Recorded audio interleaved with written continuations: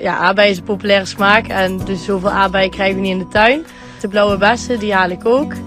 De rest komt allemaal uit de eigen tuin. Afgelopen jaar hadden we perziken, frambozen, kersen, bramen, ook ontzettend lekker. Dat is ook een streekproduct en daar maakt het ijsje natuurlijk ook wel echt super. Vanochtend heb ik nog de koeien geaaid terwijl ik het ijs ophaalde, dus dat is gewoon echt fantastisch. Zover ik weet van de leverancier ben ik de eerste in Nederland hiermee en de derde van Europa. Hetgeen wat er apart aan is en waarom dat het eigenlijk hier niet voor de grote markt te zien is omdat het vrij lang duurt voordat er een ijsje is. En het zijn maar een paar seconden langer natuurlijk, maar ja, voor veel mensen is het daarom niet interessant. Alleen ik maak graag voor iedereen apart persoonlijk een ijsje.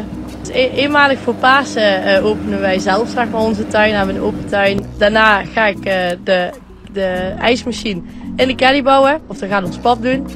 En dan ga ik rond. Suze komt naar je toe deze zomer. Yes, dat gaan we doen.